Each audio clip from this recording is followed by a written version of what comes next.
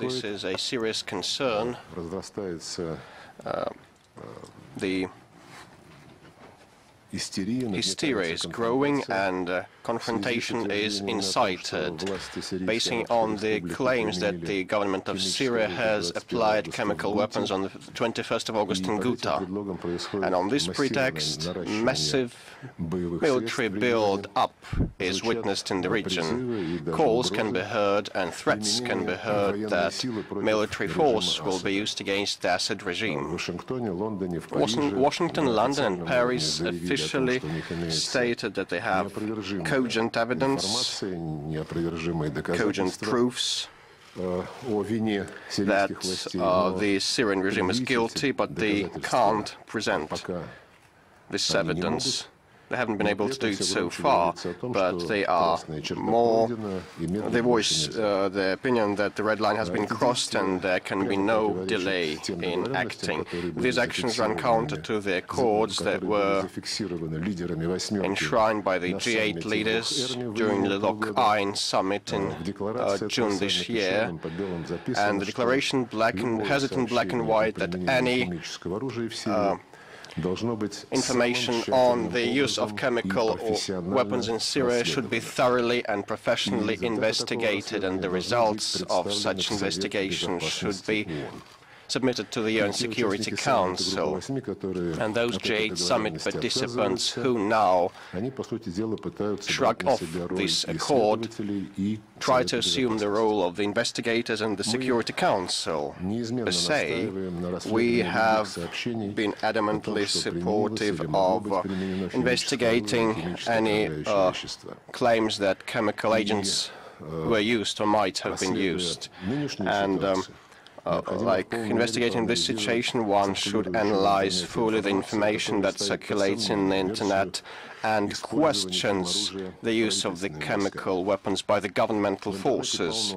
The internet has a lot of comments made by professional experts from UK, US and other Western countries that state that there is no proof that these video images are unsubstantiated. In some blogs there is information that these video images and clips were posted on the video sites had been posted hours before the chemical attack against the opposition forces was announced by the TV channels. Those who want at any cost to proceed with the military scenario are not satisfied with yesterday's accord reached by the Syrian government with the UN experts to organize the on-the-ground or in-situ visits to the regions where supposedly these chemical agents, noxious agents, were used. So these accords of yesterday are shrugged off on the pretext that it's a belated one, and the opponents say that in 5 days one could have destroyed all the evidence. But we have the question why our Western partners that are now so concerned over the disappearance of the evidence didn't care about the preservation of the proofs when the experts in Farm al-Assal wanted to visit that place to investigate the supposed use of chemical weapons there on the 19th of March. There are now no concerns. At that time, there were no concerns that evidence would disappear, but the Russian experts carried out their own investigation back then on the incident of the 19th of March, in line with the criteria of the OPCW, and presented a professional comprehensive report to the UN Security Council members. This is a substantiated paper as against those claims of cogent evidence that are made now that the Bashar al-Assad is guilty of the scenario of the 21st of August this year. So we have question, because the chemical attack of the 21st of August was announced when the experts headed by the Swedish specialist Sellström arrived in Damascus and had already coordinated the plan of their work and the modalities of their operation there. And very many serious analysts now wonder, is there any sense for the Syrian government to have used the chemical weapons under those conditions I have just cited. And this information announcement about the Ghouta chemical attack happened at the very moment when Russian-American experts were preparing for another meeting to convene a new Geneva conference. And this Hysteria will definitely work against this new meeting. This is doubtless. Probably this might be one of the aims pursued by the sponsors of this piece of news. The opposition wants no talks, this is obvious, and they say that would only agree to unconditional capitulation of the regime, of the Al-Assad regime. And these approaches will be further backed by the information campaign that has now been unfolded in favor of the military resolution of the Syrian crisis. And tracking the developments, we can see that as soon as a chance emerges to sort things out politically and peacefully, attempts to derail them are immediately taken. This was the case of the Arab League observers and the peace plan of Kofi Annan and the observer mission of the United Nations to Syria. And now we can see a similar attempt to subvert the Russian-American initiative as of the 7th of May this year to convene an international conference to fully implement the Geneva Communiqué of the 30th of June 2012. Unlike the representatives of the Syrian government who agreed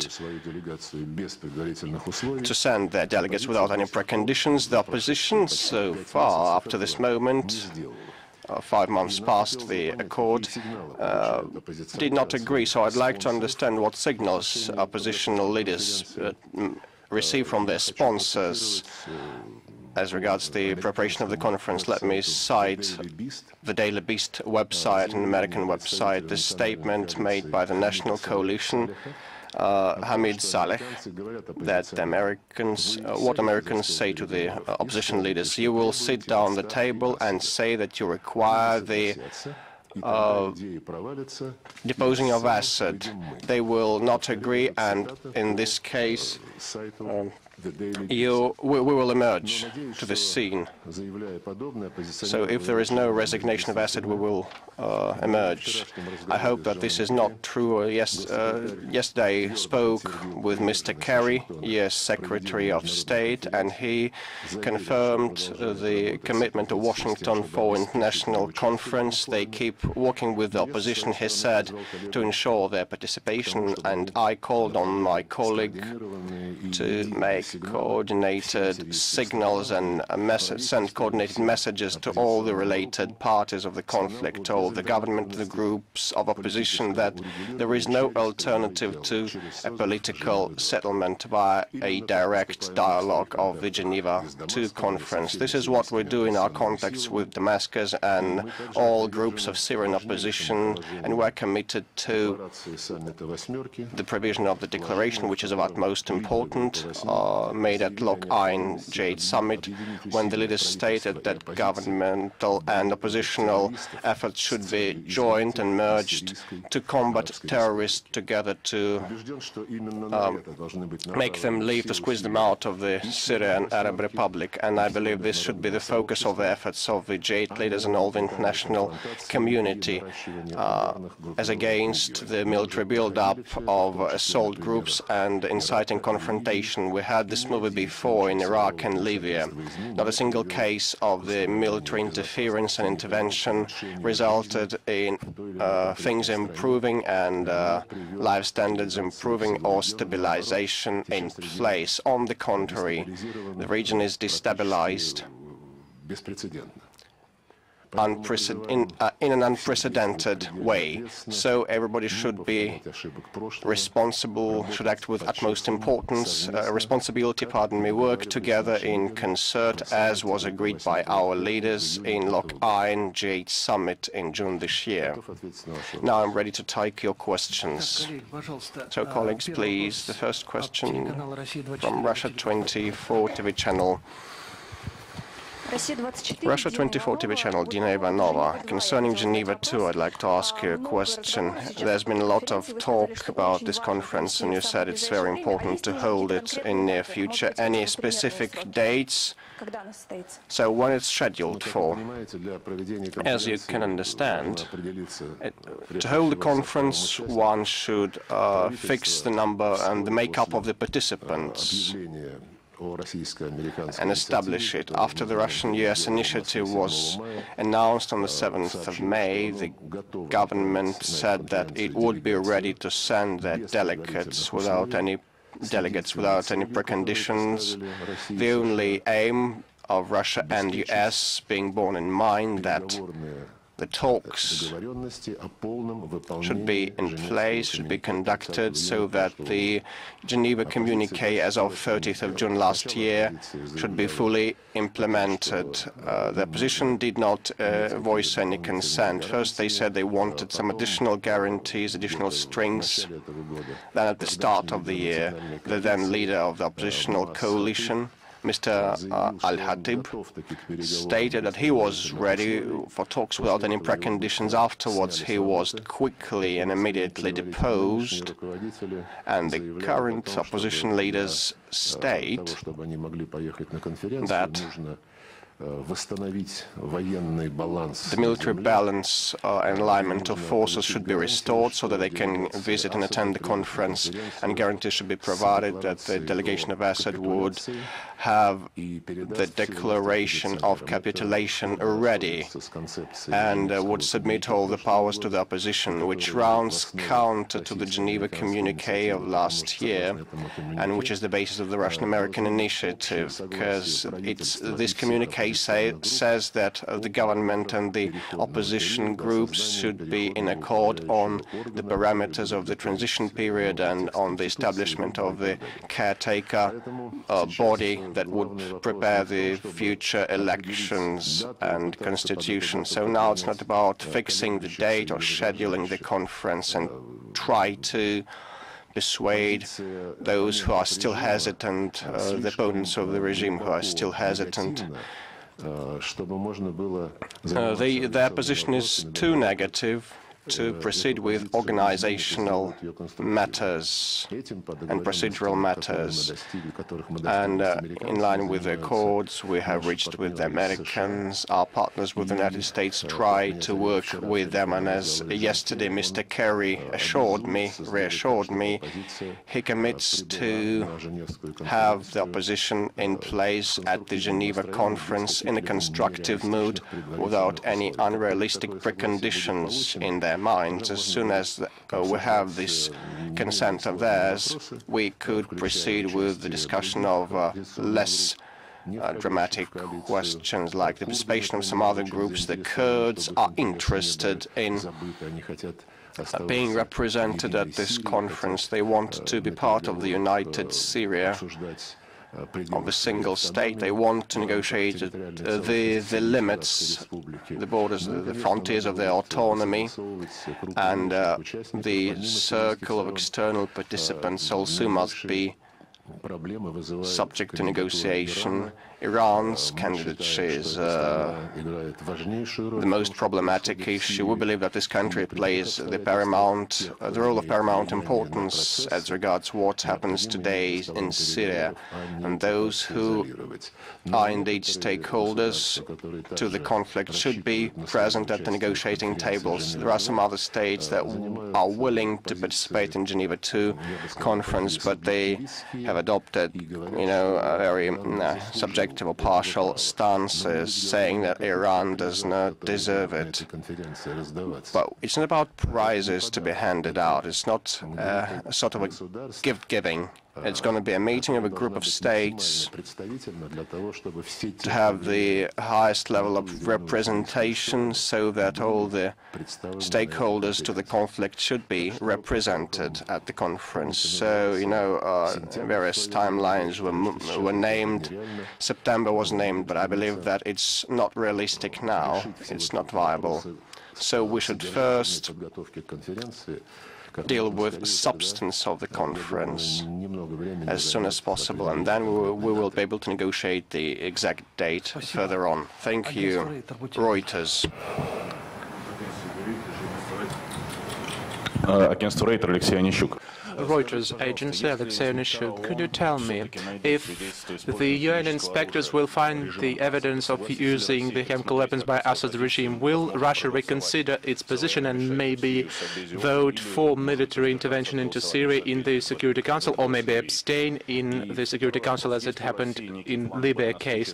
And secondly, does Russia have a plan B if the US begins the military intervention into Syria? Is Russia ready to use other forces besides diplomatic statements to protect its stance? Well, the questions of if are not usually answered at press conferences. I'll just like to make clear one thing. The experts which are now in Syria have the mandate to determine whether the use of chemical toxins forbidden by international conventions took place and what were the agents. They are not mandated to carry out the verdict about who used these agents, government forces or one of the multiple opposition groups, be that the Free Syrian Army or terrorists or some other groups. And that is why the logic of this process was fixed in the log iron by the leaders of the G8 in the following order. First, there should be an unbiased professional investigation, and then the results of this investigation will be reported to the Security Council, UN Security Council. And the Security Council, when it determines the source of using chemical weapons, it will take into account all the cumulative load of information, including theoretical and factual information available in the internet and other mass media.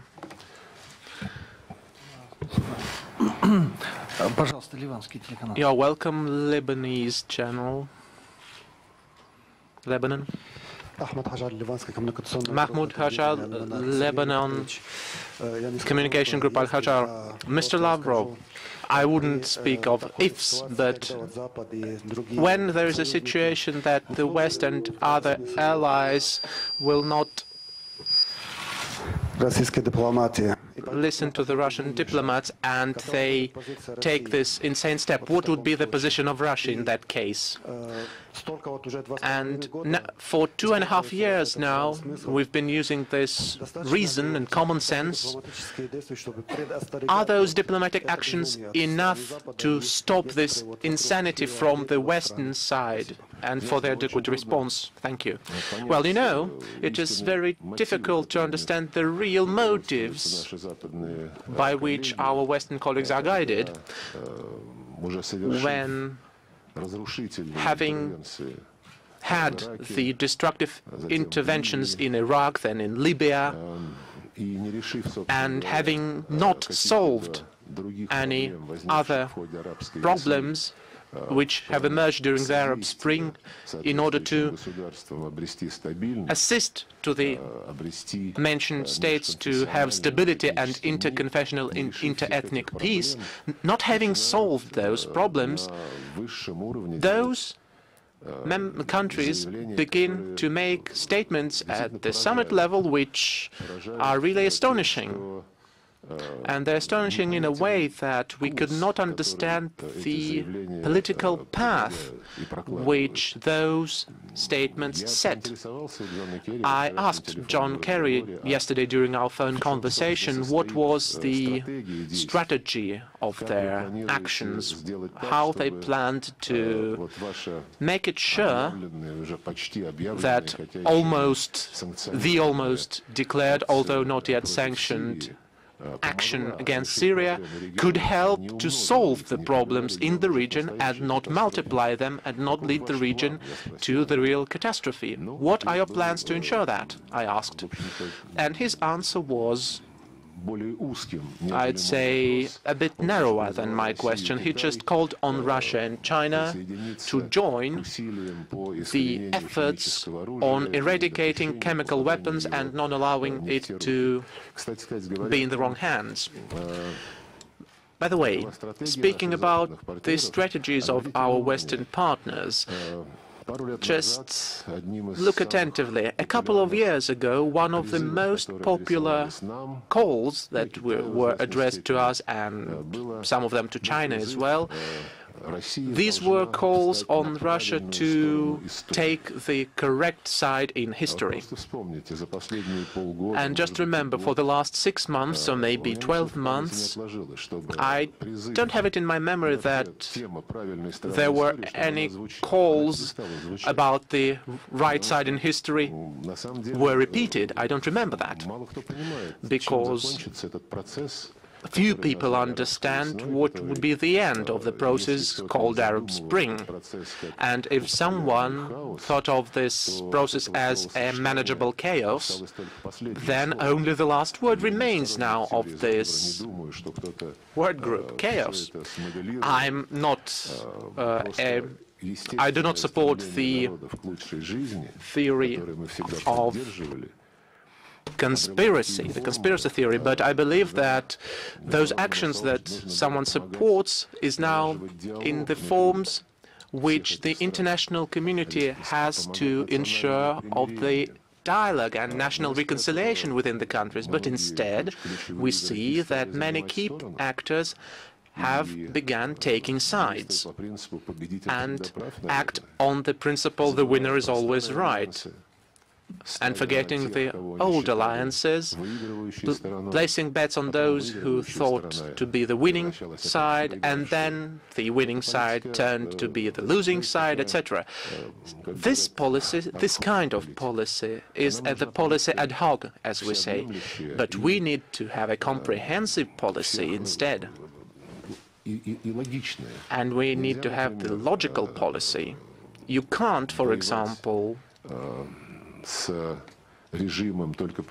fight with the regime only because you personally do not like the dictator leading it, and not fight some regimes where you like the dictator.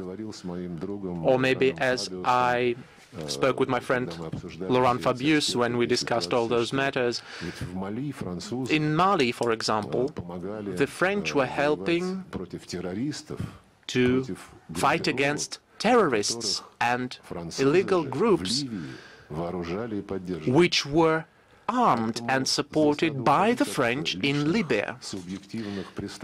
So here we should step back from the personal, political likes and dislikes. We have to determine the main threats, that is, the terrorism, the extremism, illicit arms trafficking, accumulation of weapons in the region, allowing the weapons to go into the hands of the illicit armed groups. This creates huge threats. This is what we should discuss, but not the fact that let us just deal with Syria forgetting everything else.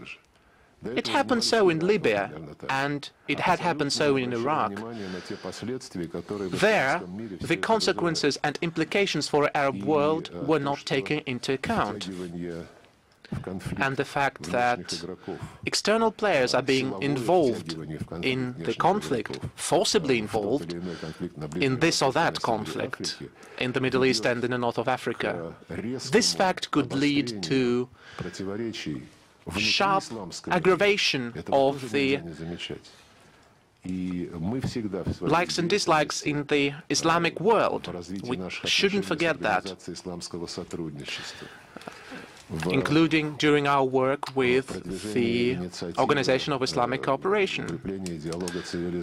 When we work on creating the alliance of civilizations to enhance the dialogue of civilizations, we are calling on all our Muslim friends to follow the principles of the Oman Declaration, which was adopted at the conference hosted by the King of Jordan several years ago, and where where all Muslim religious people announced that all Muslims are brothers and there can be no wars among the Islamic countries. But the recent events just make these sad thoughts appear. And about the question of our Reuters colleague about the Plan B, using force without the sanction of the UN Security Council is this severe violation of the international law. And I'd like to highlight, even if we leave aside the legal aspect, then we still have the moral and ethical aspect, which is remaining. And if we leave that aside as well, the direct consequences of the external intervention non-sanctioned by the international community will aggravate the situation in a country which is claimed to be saved from dictatorship and for the sake of democracy. I heard with great concern that from Paris and London there have already been statements about NATO, the possibility of NATO to interfere in order to destroy the chemical weapons in Syria without the sanction of the mandate from the UN Security Council. That is a very slippery slope. And our partners, Western partners, have been on that for several times. But I hope that the common sense will prevail and we should think of how we should help the region in the whole, but not support one country in the region against other countries in the region. We should think of how we could create the conditions for the regional reconciliation so that every country would be a comfortable place to live, so that there would be tolerance to ethnic and religious minorities, and so that the rights of all those people were being enhanced. That is what the efforts of the international community should be aimed at, to help all the states in the region to find national peace and national conciliation, and not to divide those states in the hope to solve their own political and geopolitical tasks. Thank you. Russian Information News Agency. RIA Novosti, Olga Denisova. Mr. Lavrov, according to the current statements from the Western mass media, US and Great Britain are preparing themselves for the intervention in Syria in connection with the use of chemical weapons on the 21st of August. According to your recent contacts with John Kerry, what do you think? How high is the probability of this military operation by the US and Great Britain in this country? In that country. Well, yesterday, John Kerry said at the end of the conversation, a long conversation, I should say, he promised to me to study our arguments very attentively, and he says that he'll call back in the following days to continue the dialogue. Forecasts and predictions, that is not a very good thing to do. You know that some actions have already begun. That is this similar scenario to Iraq 10 years ago and to Libya. I mentioned already that as soon as there is a small light at the end of this dark tunnel, there are always some people who want to undermine the peaceful transition of the situation to the political process. When the observers of the Arab League in the autumn of 2011 began working in Syria and reporting unbiasedly about the situation, they were immediately withdrawn. Kofi Annan peace plan resulted in the UN observers on the ground. They worked for 3 months, and their first steps allowed to lower a little bit the level of violence in the country. Someone did not like that, and around the UN observers there began regular provocations. There was the situation of intolerance around them, and our Western colleagues in the UN Security Councils refused to extend their mandate for another 3 months. This chance was lost. There was a conference in Geneva where there was a communique adopted by consensus of all the key players, including permanent members of the UN Security Councils, the Arab League, Turkey, the European Union, the UN, etc. And we suggested to adopt this document in the UN Security Council, and we received the refusal on the grounds that this document, which was taken by consensus, should be joined by a threat, a sanction threat against the Assad regime. So the arrangement was undermined again. Then there was the situation which I have mentioned. The head of the National Coalition, Khatib, spoke about the readiness to have dialogue with Damascus without preconditions, and he was put away quickly and changed for the leaders which did not express such thoughts.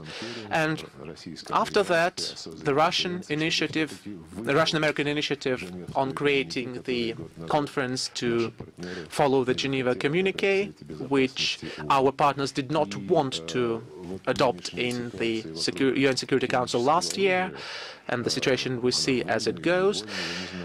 And now there's the situation around the using of chemicals weapons. And of course this situation works to undermine the latest initiative, because, as we have all heard, under the pretext of punishing the regime for the events of the 21st of August, although no one has yet proved anything, but there have been already statements that the regime is to blame. There were statements done without the Security Council.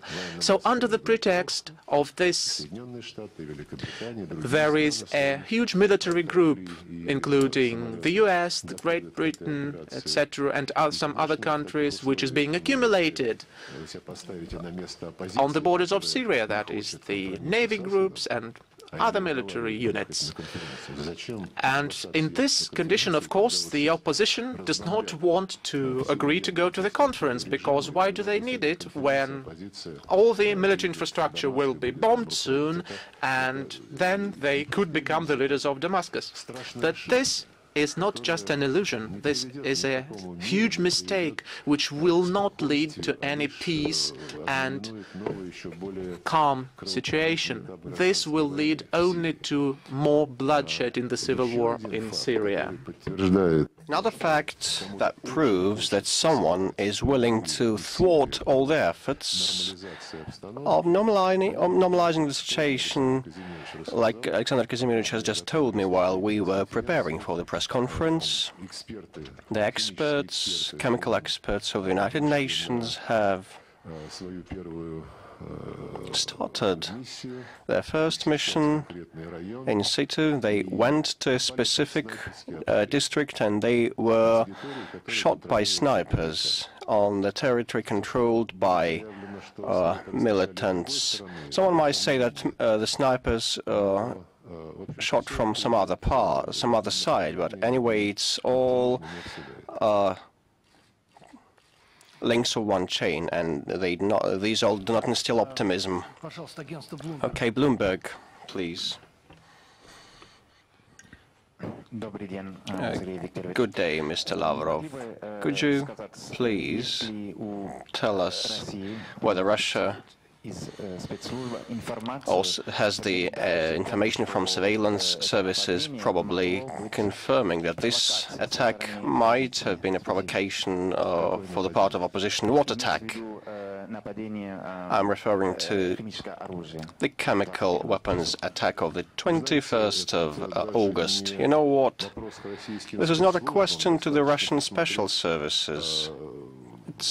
It suffices to browse the websites and see that there are images of the shell that was exploded, and the description of the substance, the approximate description of the substance. It looks like the shell that was exploded in Haleb suburb on the 19th of March.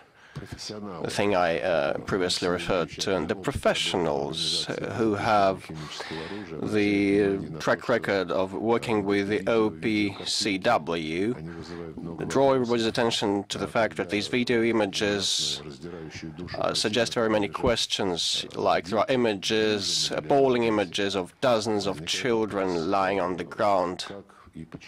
And there is a question that appears, that crops up: how could they assemble all together at the same time? And so these scenarios displayed in the images and the video clips don't look like the symptoms of sarin or some other chemical agent poisoning. So why do the medical personnel attending these affected by the chemical agents don't have any protection means? And the internet contains as well the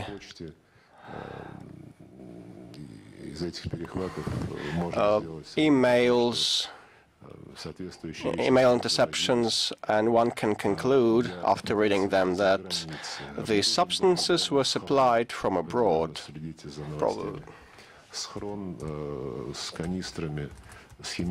And there was a substance, scronium,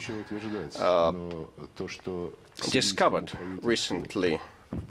I cannot state anything firmly and resolutely, but I believe that the Syrian government had no need to resort to chemical arms, because the experts are working there and the military alignment is in the favor of the government. And one of these days the US and Russian meeting is to be held to prepare the Geneva II conference. So would the regime have benefited under these circumstances to have used chemical weapons amid these active operations of UN experts? And on the other hand,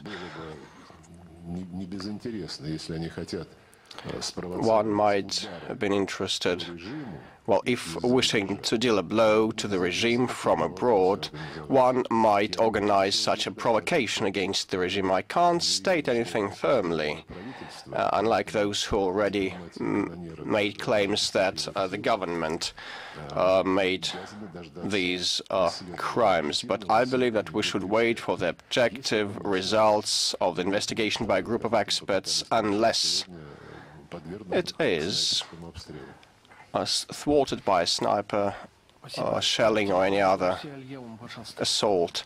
Russia, please, TV channel. Off the mic. Mic is off. On many occasions, repeatedly, you warned against a military intervention into the Syrian conflict, saying that it would lead to grave consequences and after effects for Syria and for the whole of the region. Could you specify what these after effects, horrendous after effects, be? I believe that we already can witness these horrible consequences of the previous interventions in the region. Look what is happening in Libya. The central government, with which we are in a state of a dialogue, does not control huge regions of the country, and the militants, including those who participated in deposing of Gaddafi, took their arms and went to Mali, where they received, where they were dealt a blow. But in Niger, in Chad, and other countries, they are feared. Look at Iraq. Every day, dozens of people perish there, and hundreds are wounded as a result of bloody terrorist attacks.